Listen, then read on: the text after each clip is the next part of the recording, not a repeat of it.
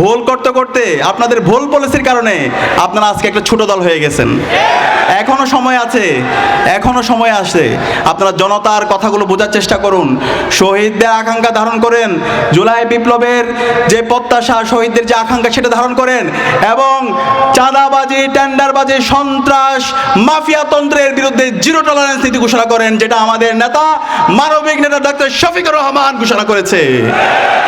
আমাদের নেতা সেই শুরু থেকে জুলাইকে ধারণ করেছে, কিন্তু আমরা দেখতে পাচ্ছি ওই নেতা 1.5 বছর পর আসার পরও এখনো শক্তিশালীভাবে তারা হায়ের পক্ষে ক্যাম্পেইন করতে পারছে না। আমরা অনুরোধ করবো আপনারা হায়ের পক্ষে ক্যাম্পেইন করেন। দ্বিতীয় যে ভোটটি হবে সেই ভোটটি হবে ইনসাফের পক্ষে। কিসের পক্ষে? ইনসাফের পক্ষে, 11 দলীয় জোটের পক্ষে। সেই ভোটটি হবে দাঁড়িপাল্লার পক্ষে। আপনারা কি পারবেন? ইনশাআল্লাহ, ইনশাআল্লাহ, আমি কথা দিচ্ছি ইনশাআল্লাহ। আগামীর যে বাংলাদেশ হবে সেই বাংলাদেশ হবে ইনসাফের বাংলাদেশ।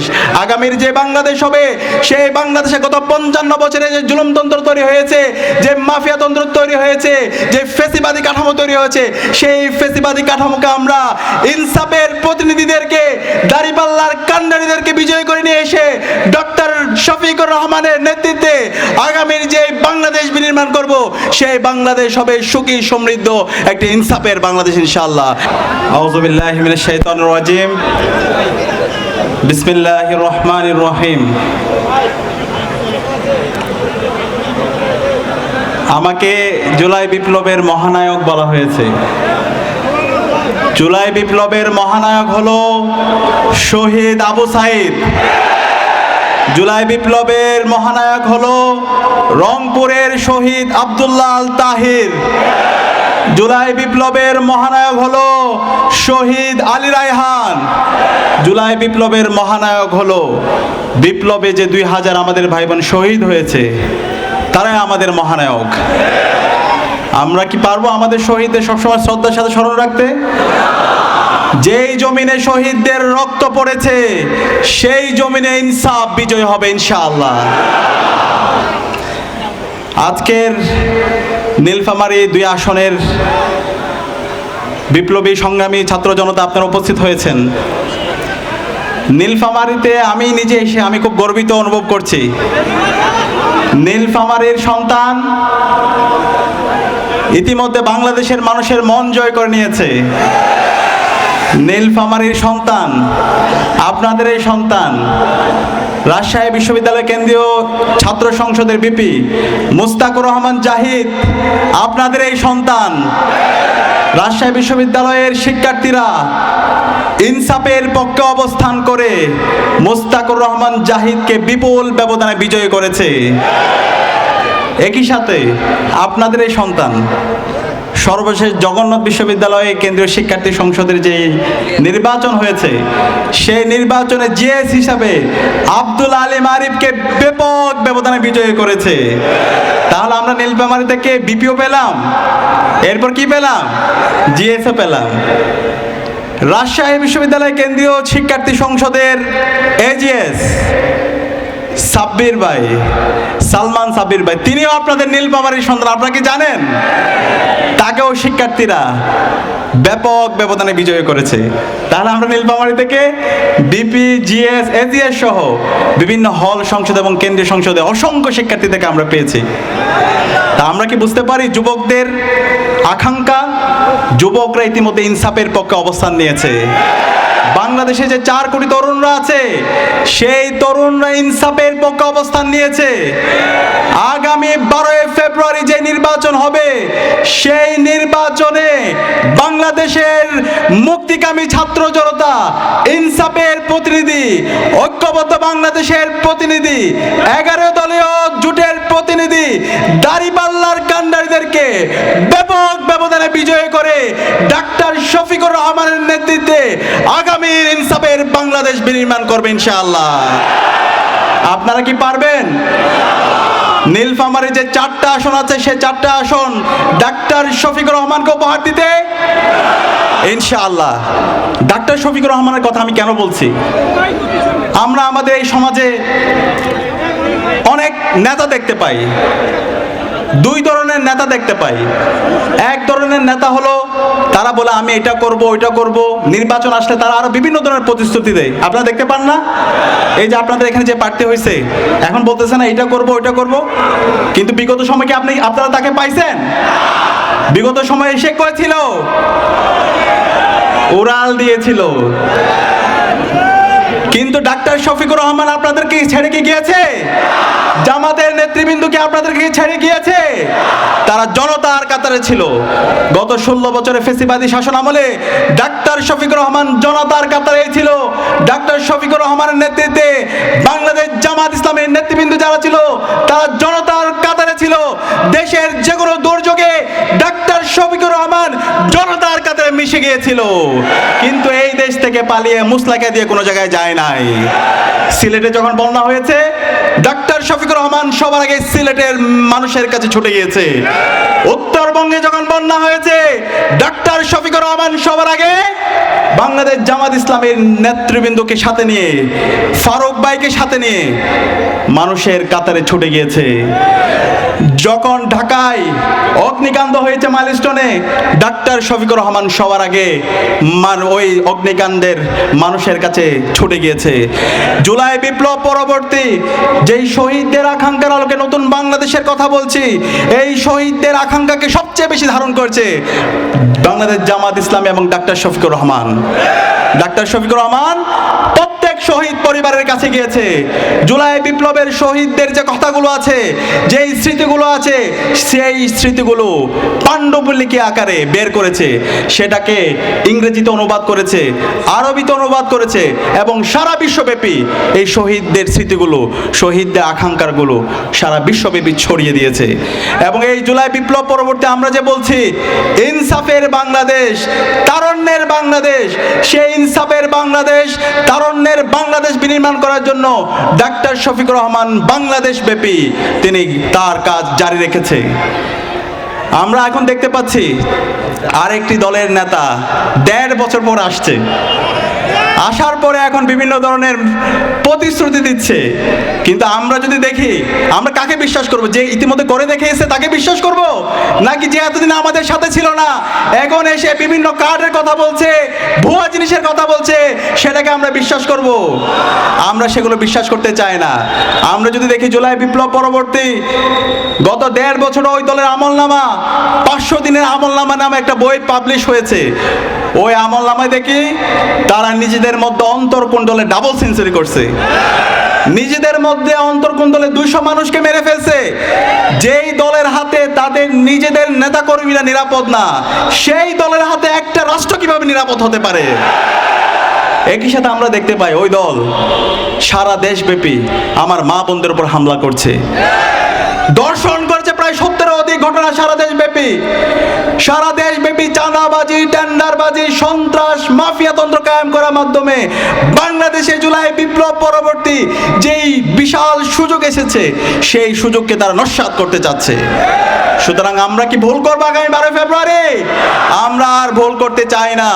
আমি উত্তরবঙ্গের নীলফামারীর ছাত্র জনতাকে আহ্বান করব, গত 55 বছর ধরে এই নীলফামারীকে, এই উত্তরবঙ্গের যে অবারিত সম্ভাবনা আছে সেই সম্ভাবনা আমাদের অযোগ্য নেতৃত্বের কারণে, দুর্নীতিবাজ নেতৃত্বের কারণে, ভারতের প্রেসক্রিপশনে রাজনীতি করা নেতৃত্বের কারণে আমাদের এই সম্ভাবনাকে নষ্ট করে দেওয়া হয়েছে। সুতরাং আমরা এই সম্ভাবনাকে আর নষ্ট করতে চাই না। আমরা আমাদের সঠিক প্রতিনিধিকে বাছাই করতে চাই। আমরা কি পারবো নীলফামারী 2 আসনে আমাদের নেতা অ্যাডভোকেট আল ফারুক আব্দুল লতিফ ভাইকে আগামী 12 ফেব্রুয়ারি ব্যাপক ব্যবধানে জয় করতে ইনশাআল্লাহ? ইনশাআল্লাহ ইতিমধ্যে সিদ্ধান্ত হয়ে গেছে। ইতিমধ্যে ছাত্ররা সিদ্ধান্ত নিয়ে গেছে। বাংলাদেশের 5টা ক্যাম্পাসে তারুণ্য বিজয় হয়েছে, ইনসাফ বিজয় হয়েছে। আমি বিশ্বাস করি এই নীলফামারীর 4টা আসন ইনশাআল্লাহ ব্যাপক ব্যবধানে দাঁড়িপাল্লার কান্ডারীরা বিজয় হবে ইনশাআল্লাহ। এবং আমি কথা দিচ্ছি এই দাঁড়িপাল্লার কান্ডারীরা অ্যাডভোকেট আল ফারুক ভাই বিজয়ী হয়ে পেয়েছে আপনাদের কাতারেই থাকবে, তিনি আপনাদেরকে ছেড়ে যাবেন না। আপনাদের যে ক্ষমতা, আপনাদের যে হিস্সা, আপনাদের যে অধিকার, সে অধিকার আপনাদেরকে ফিরে দেওয়া হবে তার কাজ। আপনাদের জন্য রাষ্ট্রের পক্ষ থেকে যে আমানত আসবে, সে আমানতের যথাযথ হক আদায় করা হবে তার কাজ। আপনাদের কাছে জবাবদিহি করা হবে তার কাজ। সেটা আমরা প্রমাণ করেছি। ডাকসুর দায়িত্ব নেওয়ার পরে আজকে 4 মাস পার হচ্ছে। 4 মাসে আমরা শিক্ষার্থীদের কাছে আমরা জবাবদিহি করেছি। আপনারা কি দেখেছেন? আমরা ইতিমধ্যে আমরা দেখিয়েছি 4 মাসে আমরা কি কি কাজ করেছি। 4 মাসে আমরা 225টা কাজ করেছি। আমাদের আজকের ডাকসুর পরিবহন সম্পাদক আপনাদের উত্তরবঙ্গের এই সন্তান আসিফ আব্দুল্লাহ এখানে উপস্থিত আছেন। এই আসিফ আব্দুল্লাহ গত 104 বছরে বিশ্ববিদ্যালয়ে যে কাজগুলো হয় না, পরিবহন সেক্টরে তিনি সেই কাজগুলো করেছেন। তাহলে সঠিক নেতৃত্ব থাকলে সকল সিন্ডিকেট ভেঙে দেওয়া সম্ভব। আমাদের সঠিক নেতৃত্ব দরকার। আসিফ আব্দুল্লাহর নেতৃত্বে বিশ্ববিদ্যালয়ে আপনারা জানেন এই সান্ধ্যকালীন বাস সার্ভিস চালু হয়েছে, যেটা শিক্ষার্থীদের দীর্ঘদিনের দাবি ছিল। গতকালকে কুমিল্লা পর্যন্ত বাস সার্ভিস চালু হয়েছে। একই সাথে আমাদের শনিবারের বাস সার্ভিস, যেটা দীর্ঘদিনের শিক্ষার্থীদের দাবি, সেটাও আমরা খুব দ্রুতই চালু করছি। এবং অসংখ্য আমাদের শিক্ষার্থীদের দাবি, শিক্ষার্থীদের কাছে আমরা যে কমিটমেন্টগুলো দিয়েছিলাম সেটা ইতিমধ্যে আমরা অ্যাড্রেস করে ফেলেছি। আমরা বলছি, আমরা যা বলেছি তা তো করবই, তার চাইতে বহুগুণ বেশি কাজ আমরা করবো ইনশাআল্লাহ। ডাকসুর আপনারা জানেন বিশ্ববিদ্যালয়ে আজকে 105 বছর আমরা পার করছি। এই 105 বছরে এখানে অনেক অনেক সংকট, এই সংকটগুলো কৃত্রিমভাবে তৈরি করে রাখা হয়েছে। এর মধ্যে একটা বড় সংকট হচ্ছে আবাসন সংকট। কি সংকট? আবাসন সংকট। এই যে আপনাদের সন্তানরা ঢাকা বিশ্ববিদ্যালয়ে পড়তে যাওয়ার পরে একটা সিট পায় না। আমরা আগে ফেসিবাদী আমলে দেখতে পেয়েছি এই শিক্ষার্থীদের ঢাকা বিশ্ববিদ্যালয়ে সবচেয়ে মেধাবী শিক্ষার্থীরা ভর্তি হতে যায়, বাংলাদেশের রাজশাহী বিশ্ববিদ্যালয় সহ অন্যান্য বিশ্ববিদ্যালয়গুলোতে মেধাবী শিক্ষার্থীরা পড়তে যায়, কিন্তু ওই শিক্ষার্থীদেরকে গণরুম, গ্যাস রুম কালচার তৈরি করার মাধ্যমে, কৃত্রিমভাবে আবাসন সংকট তৈরি করার মাধ্যমে শিক্ষার্থীদের সকল সম্ভাবনাগুলোকে নষ্ট করে দেওয়া হয়েছিল। তো আমরা দায়িত্ব নেওয়ার পরে বলেছিলাম আমরা শিক্ষার্থীদের এই আবাসন সংকট রাখবো না, এই আবাসন সংকট আমরা চিরতরে বন্ধ করে দিব। এবং সেই আলোকে আপনারা গত পরশু দেখতে পেয়েছেন পত্রিকায়, বিশ্ববিদ্যালয়ে 2841 কোটি টাকার একটা প্রকল্প আমরা নিয়ে এসেছি বিশ্ববিদ্যালয় প্রশাসনের সার্বিক সহযোগিতায়। এই প্রকল্পের আওতায় ছেলেদের জন্য মোট 5টা হল নির্মাণ হবে, মেয়েদের জন্য মোট 5টা হল নির্মাণ হবে। এর বাইরে অসংখ্য উন্নয়নমূলক কাজ হবে। এই হলগুলো, এই 10টা হল নির্মাণ হলে ঢাকা বিশ্ববিদ্যালয়ে আর আবাসন সংকট থাকবে না। আপনাদের সন্তানরা ঢাকা বিশ্ববিদ্যালয়ে যাওয়ার পরে সুন্দর একটা পড়ার টেবিল পাবে, সুন্দর একটা তার খাট থাকবে, সুন্দর একটা রুম থাকবে, তার স্বাস্থ্যের নিরাপত্তা থাকবে, খাদ্যের নিরাপত্তা থাকবে। এবং বিশ্ববিদ্যালয়ের যে মূল কাজ, বিশ্ববিদ্যালয়ের মূল কাজ কি? জ্ঞান উৎপাদন করা, নতুন নতুন জ্ঞানের প্রতি শিক্ষার্থীদেরকে উদ্বুদ্ধ করা, বিজ্ঞান, প্রযুক্তি, শিল্প, সাহিত্য, সংস্কৃতিতে সারা বিশ্বব্যাপী নেতৃত্ব দেওয়ার মতো উপযোগী শিক্ষার্থী তৈরি করা। সেই বিশ্ববিদ্যালয় বিনির্মাণ করার জন্য, বিশ্ববিদ্যালয় একটা পূর্ণাঙ্গ একাডেমিক ইনস্টিটিউট হিসেবে বিনির্মাণ করার জন্য আমরা কাজ করছি এবং ইতিমধ্যে সেটা আমরা প্রমাণ করেছি আলহামদুলিল্লাহ। তো আমরা কথা দিচ্ছি ইনশাআল্লাহ, ইনসাফের প্রতিনিধিরা, দাঁড়িপাল্লার কাণ্ডারীরা ডক্টর শফিকুর রহমানের নেতৃত্বে আগামী 12 ফেব্রুয়ারিতে ভূমিধস বিজয়ের মাধ্যমে নির্বাচিত হয়ে আসার পরে বাংলাদেশে আগামী যে বাংলাদেশ হবে, হে বাংলাদেশ হবে ইনসাফের বাংলাদেশ ইনশাআল্লাহ। বাংলাদেশে গত 55 বছর যে মাফিয়াতন্ত্র তৈরি হয়েছে, যে জুলুমতন্ত্র তৈরি হয়েছে, যে চাঁদাবাজি, সন্ত্রাসী, দুর্নীতি তৈরি হয়েছে, যে ফেসিবাদী কাঠামো তৈরি হয়েছে, সেই ফেসিবাদী কাঠামোকে আমরা চিরতরে বন্ধ করে দেব ইনশাআল্লাহ। সেই জন্য কি দরকার? আমাদের যোগ্য নেতৃত্ব দরকার। আমরা কি পারবো? আমাদের নেতা, আপনাদের এই নীলফামারীর 2 আসনের নেতা অ্যাডভোকেট আল ফারুক আব্দুল লতিফ ভাইকে ব্যাপক ব্যবধানে বিজয় করতে ইনশাআল্লাহ। ইনশাআল্লাহ অ্যাডভোকেট আল ফারুক ভাই, তিনি এখানকার বার কাউন্সিলের সভাপতি, একজন যোগ্য লোক। আমাদের কি দরকার? যোগ্য লোক দরকার। কোনো দুর্নীতিবাজ লোক দরকার আছে?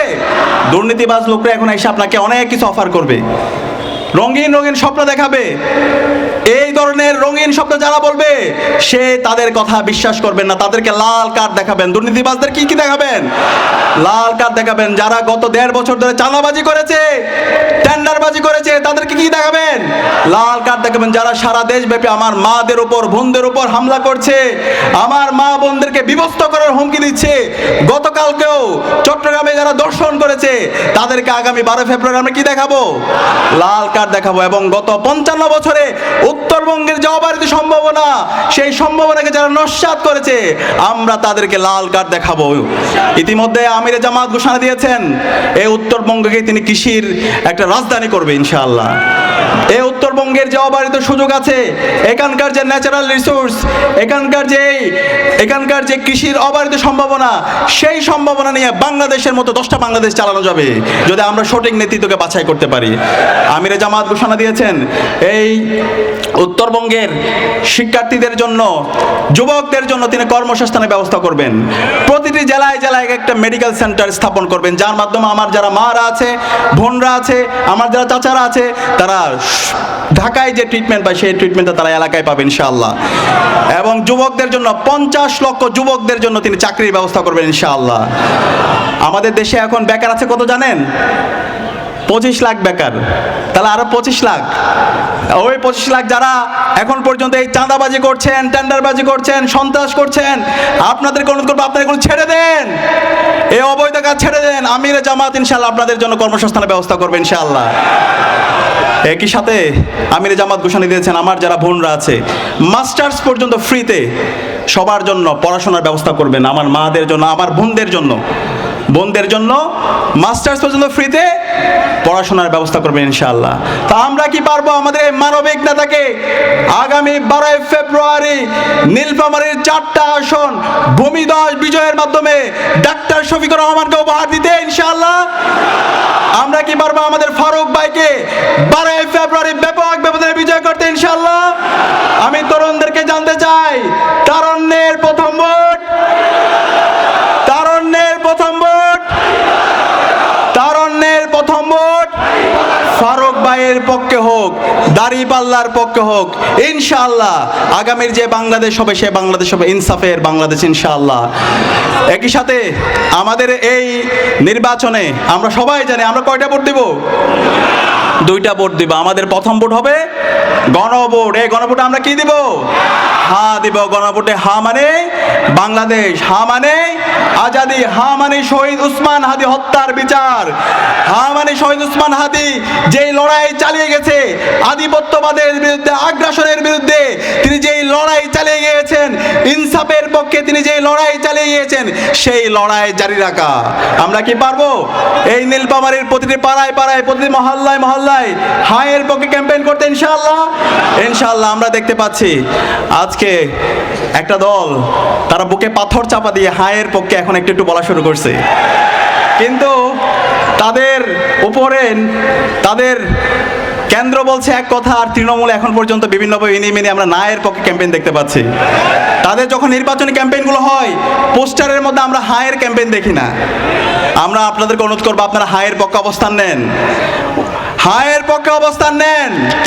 এই বাংলাদেশে জুলাই বিপ্লব পরবর্তী রাজনীতি করতে হলে জুলাইকে ধারণ করতে হবে, শহীদদের আকাঙ্ক্ষাকে ধারণ করতে হবে, শহীদ আবু সাইদকে ধারণ করতে হবে, শহীদ উসমান হাদিকে ধারণ করতে হবে, শহীদ উসমান হাদির হত্যার বিচারের জন্য এবং জুলাইয়ের আকাঙ্ক্ষাকে আইনি ভিত্তি দেওয়ার জন্য এই হাকে আমাদেরকে বিজয়ী করতে হবে। আমি রাজনৈতিক দলগুলোকে আহ্বান করব, ওই দলকে আহ্বান করব, আপনারা আর ভুল করেন না। ভুল করতে করতে আপনাদের ভুল পলিসির কারণে আপনারা আজকে একটা ছোট দল হয়ে গেছেন। এখনো সময় আছে, এখনো সময় আছে। আপনারা জনতার কথাগুলো বোঝার চেষ্টা করুন, শহীদদের আকাঙ্ক্ষা ধারণ করেন, জুলাই বিপ্লবের যে প্রত্যাশা, শহীদদের যে আকাঙ্ক্ষা সেটা ধারণ করেন এবং চাঁদাবাজি, টেন্ডারবাজি, সন্ত্রাস, মাফিয়াতন্ত্রের বিরুদ্ধে জিরো টলারেন্স নীতি ঘোষণা করেন, যেটা আমাদের নেতা, মানবিক নেতা ডাক্তার শফিকুর রহমান ঘোষণা করেছে। আমাদের নেতা সেই শুরু থেকে জুলাইকে ধারণ করেছে, কিন্তু আমরা দেখতে পাচ্ছি ওই নেতা 1.5 বছর পর আসার পরও এখনো শক্তিশালীভাবে তারা হায়ের পক্ষে ক্যাম্পেইন করতে পারছে না। আমরা অনুরোধ করবো আপনারা হায়ের পক্ষে ক্যাম্পেইন করেন। দ্বিতীয় যে ভোটটি হবে সেই ভোটটি হবে ইনসাফের পক্ষে। কিসের পক্ষে? ইনসাফের পক্ষে, 11 দলীয় জোটের পক্ষে। সেই ভোটটি হবে দাঁড়িপাল্লার পক্ষে। আপনারা কি পারবেন? ইনশাআল্লাহ, ইনশাআল্লাহ। আমি কথা দিচ্ছি ইনশাআল্লাহ আগামীর যে বাংলাদেশ হবে সেই বাংলাদেশ হবে ইনসাফের বাংলাদেশ। আগামীর যে বাংলাদেশ হবে, সেই বাংলাদেশে গত 55 বছরে যে জুলুমতন্ত্র তৈরি হয়েছে, যে মাফিয়াতন্ত্র তৈরি হয়েছে, যে ফেসিবাদী কাঠামো তৈরি হয়েছে, সেই ফেসিবাদী কাঠামোকে আমরা ইনসাফের প্রতিনিধিদেরকে, দাঁড়িপাল্লার কান্ডারিদেরকে বিজয় করে নিয়ে এসে ডক্টর শফিকুর রহমানের নেতৃত্বে আগামীর যে বাংলাদেশ বিনির্মাণ করব, সেই বাংলাদেশ হবে সুখী সমৃদ্ধ একটি ইনসাফের বাংলাদেশ ইনশাআল্লাহ।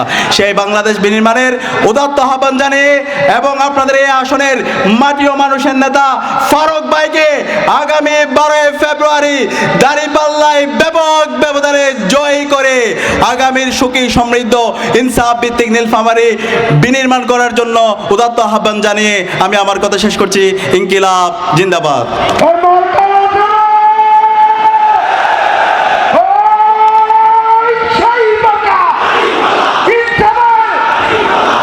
ধন্যবাদ জানাচ্ছি ডাকসুর ভিপি সাদিক কায়েম ভাইকে।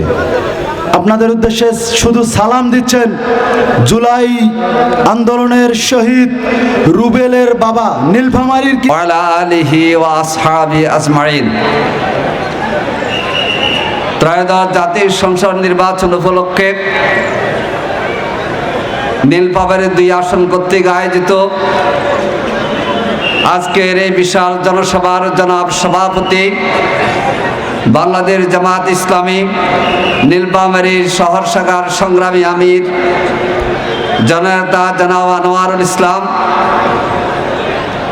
আজকের এই জনসভার প্রধান অতিথি বাংলাদেশ জামাত ইসলামীর কেন্দ্রীয় সম্মানিত নায়েবে আমির, বিগত ফেসি সরকারের আমলে 14 বছর কারাগারে যিনি বন্দী ছিলেন মজলুম জননেতা জনাব এটিএম আজহারুল ইসলাম, নীলফামারী সদর আসনের প্রার্থী অ্যাডভোকেট আল ফারুক আব্দুল লতিফ সহ 11 দলীয় নির্বাচনী ঐক্যের সম্মানিত নেতৃবৃন্দ, ডাকসুর বিপি, ছাত্র গণ অভ্যুত্থানের ইমাম আবু সাদিক কায়েম সহ ছাত্র নেতৃবৃন্দ, সংগ্রামী ভাই ও বন্ধুগণ, আসসালামু আলাইকুম ওয়া রাহমাতুল্লাহ। আমাদের প্রধান অতিথি বক্তব্য রাখবেন। আমি সংক্ষেপে কয়েকটি কথা বলে শেষ করছি। আপনারা জানেন ছাত্র গণ অভ্যুত্থানের মধ্য দিয়ে আমরা একটি নতুন বাংলাদেশ পেয়েছি। ছাত্র জনতার আকাঙ্ক্ষার বাংলাদেশ গড়তে হলে, দুর্নীতি মুক্ত বাংলাদেশ গড়তে হলে সৎ এবং সৎ যোগ্য নেতৃত্বকে আমাদের বাছাই করতে হবে। সৎ নেতৃত্বের অংশ হিসাবে বাংলাদেশ জামাত ইসলামের পক্ষ থেকে 11 দলীয় নির্বাচনী ঐক্যের প্রার্থী হলেন আল ফারুক আব্দুল লতিফ। তিনি সৎ নেতৃত্বের প্রতীক। আপনারা তাকে চেনেন কিনা? আগামীর নতুন বাংলাদেশ, যে বাংলাদেশে দুর্নীতি থাকবে না, যে বাংলাদেশ হবে সাদাবাদ মুক্ত, যে বাংলাদেশে আলেম ওলামাদের সম্মান সমুন্নত থাকবে, যে বাংলাদেশে মুসলমান, হিন্দু, বৌদ্ধ, খ্রিস্টান সবাই মিলে আমরা সম্প্রীতির বাংলাদেশ গড়ব, সবাই মিলে আমরা নতুন বাংলাদেশ গড়ব। সেই বাংলাদেশ বিনির্মাণে নীলফামারী 2 আসন থেকে ডাক্তার শফিকুর রহমানের হাতকে শক্তিশালী করবে আমাদের প্রিয় ভাই দাঁড়িপাল্লা মার্কায় আপনারা ভোট দিয়ে নির্বাচিত করবেন অ্যাডভোকেট আল ফারুক আব্দুল লতিফকে। আপনারা কি রাজি আছেন? সংগ্রামী ভাই ও বন্ধুগণ, প্রধান অতিথি বক্তব্য রাখবেন। আমরা যতটুকু জানতে পেরেছি, এখানে আমাদের প্রতিদ্বন্দ্বী দল প্রার্থী যিনি, ওনার বাড়িকে আপনাদের এই আসনে, এই আসনের যিনি মাটি এবং মানুষের প্রার্থী আল ফারুক আব্দুল লতিফকে আপনারা ভোট দেবেন, কি বলেন? এই আসনে যে দল আমাদের প্রতিদ্বন্দ্বিতা আছে, দানের শীষের নামে যারা আজকে আপনাদের কাছে ভোট চাচ্ছেন, তারা বাংলাদেশের জনগণের কাছে সাদাবাজ হিসাবে চিহ্নিত হয়েছে। এই সাদাবাজদেরকে আপনারা কি আর ভোট দিতে রাজি আছেন? তারা একসময় নারী অধিকারের কথা বলতো, আর এখন যখন নারীরা নির্বিঘ্নে ভোট প্রার্থনা করতে যায়, নারীদের উপর তারা অত্যাচার করে। বাংলাদেশের জনগণের নেতা ডাক্তার শফিকুর রহমান, বাংলাদেশের মানুষের নেতা, বাংলাদেশের আগামী দিনের ভাবী প্রধানমন্ত্রী ডাক্তার শফিকুর রহমান, আপনারা জানেন তার এক্স অ্যাকাউন্টকে হাইজ্যাক করা হয়েছে, হ্যাক করা হয়েছে। এটা হ্যাক করার কিছু সময়ের মধ্যে আমরা মেসেজ দিয়েছি, রাতের মধ্যে আমরা মামলা করেছি। গতকাল জামাত ইসলামের টিমের পক্ষ থেকে বিস্তারিত জানানো হয়েছে, বঙ্গভবনের একটি নাম্বার থেকে তার নাম্বার হ্যাক করা হয়েছে। আমরা সব সাংবাদিকদের জানিয়েছি, কিন্তু দেখা যায় কয়েক ঘন্টার মধ্যে ঢাকা বিশ্ববিদ্যালয় জাতীয়বাদী সাপোর্টার দলের নামে এরা মিছিল বের করেছে। ডাক্তার শফিকুর রহমান নারীদের মানবিক দাবির কথা বলছেন, নারী বিদ্বেষ নয়, নারীদের অধিকার এবং সম্মান প্রতিষ্ঠার কথা তিনি বলছেন। মেয়েদের শিক্ষা ডিগ্রি মাস্টার্স পর্যন্ত করবেন সেই কথা তিনি বলছেন। এবং যখন তার যেই অ্যাকাউন্ট হ্যাক করা হয়েছে, ওই সময় তিনি ঢাকার সাভারে নির্বাচনী জনসভায় বক্তৃতা করতেছিলেন এবং সেই জনসভায় জাতীয় নাগরিক পার্টি এনসিপির ঢাকা 18, ঢাকা 19 এবং ঢাকা 20 দুইজন প্রার্থী, নারী প্রার্থী, তাদের হাতে তিনি এনসিপির মার্কা তুলে দিয়েছিলেন। তাহলে ডাক্তার শফিকুর রহমান কি করে হ্যাক করে আবার উল্টা মেসেজ দিতে পারে নারী বিদ্বেষী? এটা হচ্ছে একটা ষড়যন্ত্র। এই ষড়যন্ত্র ধরা পড়ে গিয়েছে। এই ষড়যন্ত্রের সাথে কারা কারা জড়িত এটা আমরা চিহ্নিত করতে পেরেছি। আসুন, আগামী দিনের ইনসাফের বাংলাদেশ, আগামী বৈষম্য মুক্ত বাংলাদেশ, আগামী দিনে জুলাই যোদ্ধাদের বাংলাদেশ, আগামী দিনে ইসলামের বাংলাদেশ, আগামী দিনে কোরআনের বাংলাদেশ, আগামী দিনে হিন্দু, বৌদ্ধ, খ্রিস্টান সকল মিলে সম্প্রীতির বাংলাদেশ গড়তে হলে ডাক্তার শফিকুর রহমানের নেতৃত্বে নতুন সরকার গঠন করতে হবে। সেজন্য 12 ফেব্রুয়ারি নির্বাচনে নীলফামারীর 4টি আসনে ইনশাআল্লাহ দাঁড়িপাল্লাকে ভোট দেওয়ার জন্য আপনারা সর্বাত্মক চেষ্টা করবেন। এই 2 নম্বর আসনে আল ফারুক আব্দুল লতিফ ভাইকে দাঁড়িপাল্লা মার্কা ভোট দিয়ে নির্বাচিত করবেন ইনশাআল্লাহ। আসুন, আগামী দিনের বাংলাদেশ হবে আমাদের সবাইকে মিলে, এবং জুলাই যোদ্ধাদের আকাঙ্ক্ষা আমরা বাস্তবায়ন করব। বৈষম্য মুক্ত বাংলাদেশ করব, সুদ ঘুষ মুক্ত বাংলাদেশ হবে। কোরআনের আলোকে ইসলামের বিধান ক্রমশ কায়েম করার বাংলাদেশ আমরা গড়ে তুলব। সকল মানুষকে নাগরিক হিসেবে তাদেরকে বিশ্বাস করে এবং তাদের পরিচয় ধারণ করে সকল মানুষের জন্য আমরা কাজ করব। আল ফারুক আব্দুল লতিফ ভাইকে নির্বাচিত করার আহ্বান জানিয়ে আমার বক্তব্য এখানে শেষ করছি। আল্লাহ হাফেজ। বাংলাদেশ জিন্দাবাদ। 12 ফেব্রুয়ারির মার্কা কি? আরো জোরে ইনসাফের মার্কা ইনশাআল্লাহ, ফারুক ভাইয়ের মার্কা, ডাক্তার শফিকুর রহমানের মার্কা, জামাত ইসলামের মার্কা এবং 11 দলীয় নির্বাচনে ঐক্যের মার্কা। ধন্যবাদ সম্মানিত বিশেষ অতিথিকে।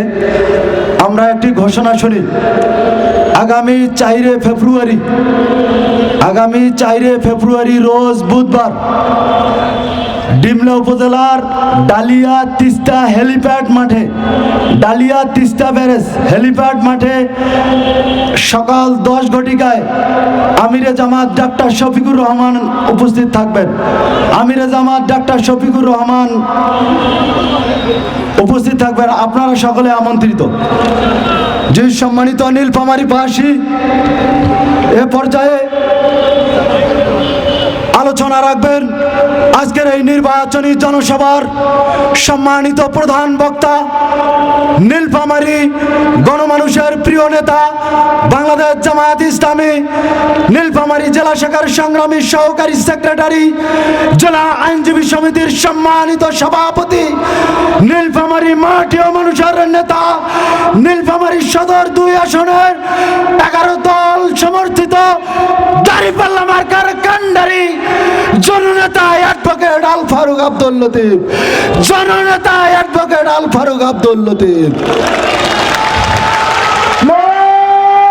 আলহামদুলিল্লাহ, আলহামদুলিল্লাহ রাব্বিল আলামিন, ওয়াসসালাতু ওয়াসসালামু আলা সাইয়্যিদিল মুরসালিন ওয়া আলা আলিহি ওয়া সাহবিহি আজমাইন।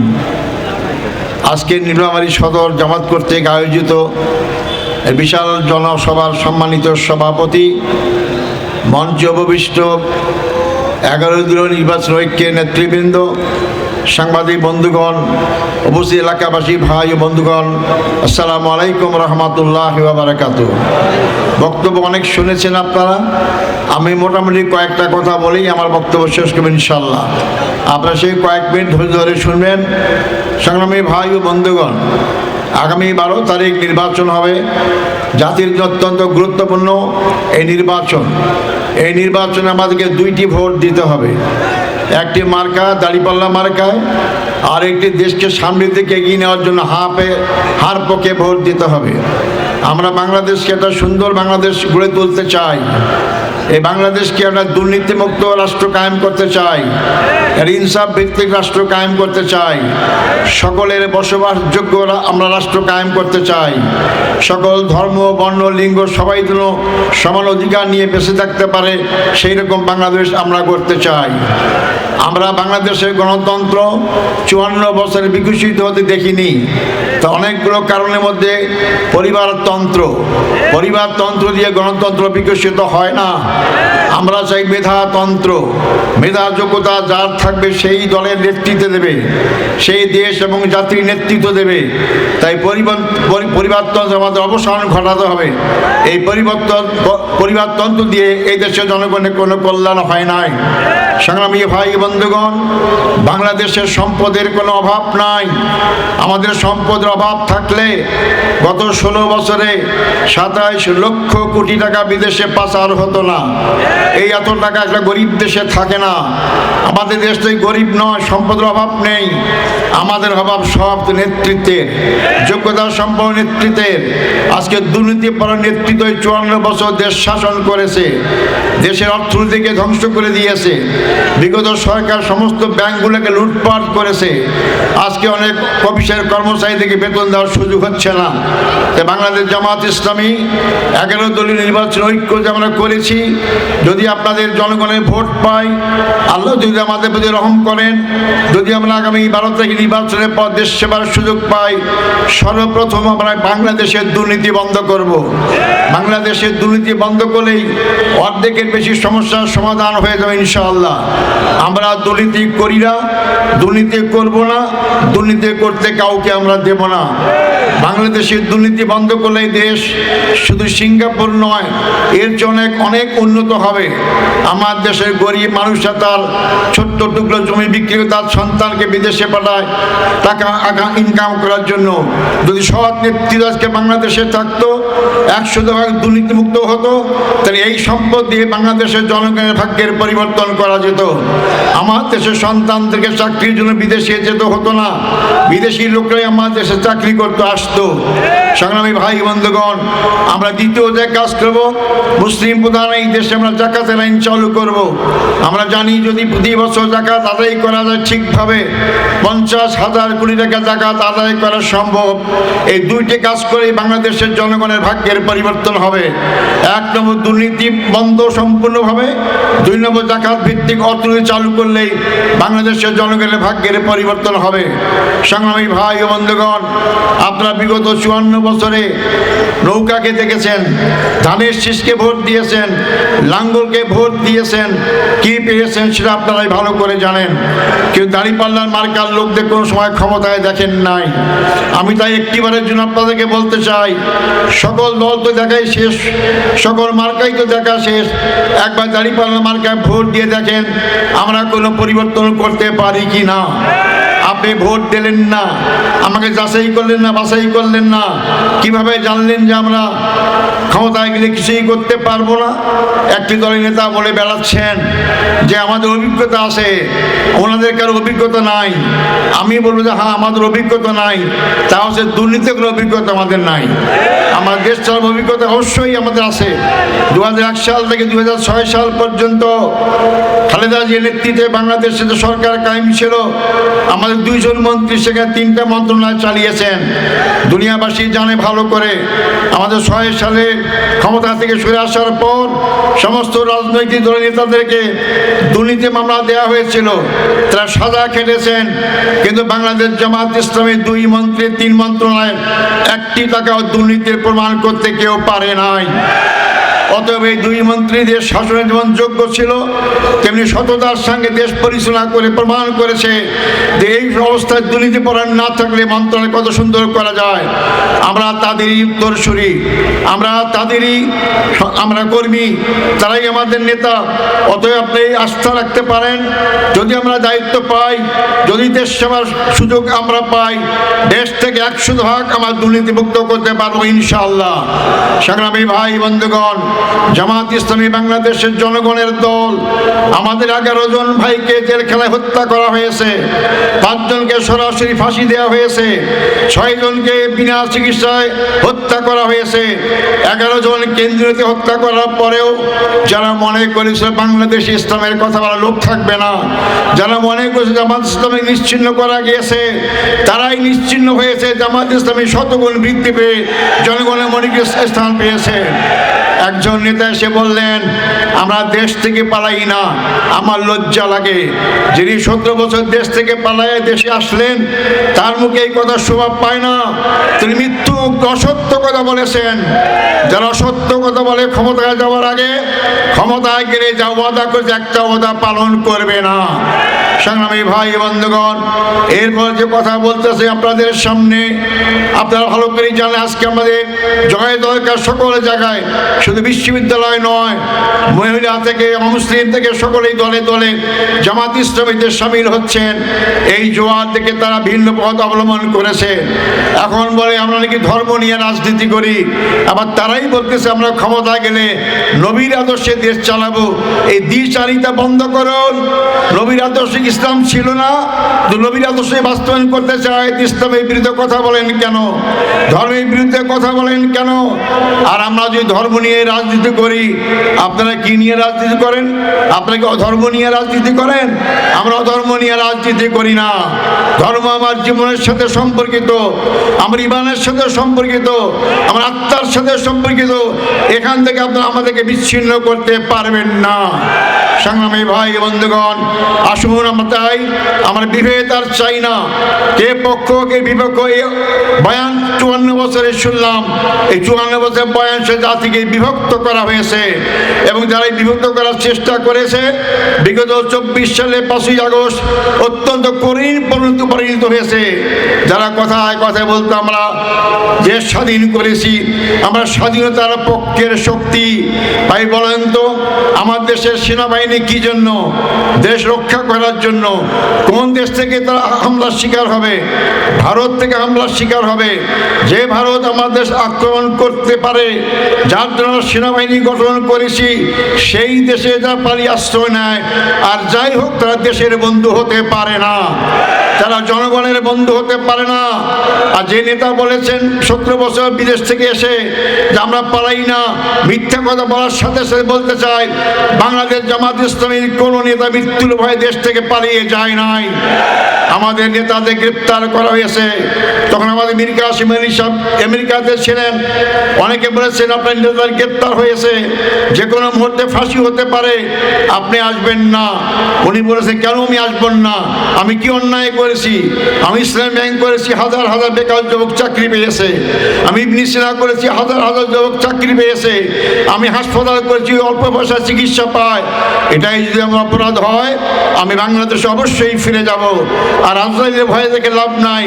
আজরাইল আমেরিকাও আসতে পারে, বাংলাদেশেও আসতে পারে। উনি মৃত্যুকে তোয়াক্কা না করে বাংলাদেশে এসেছেন।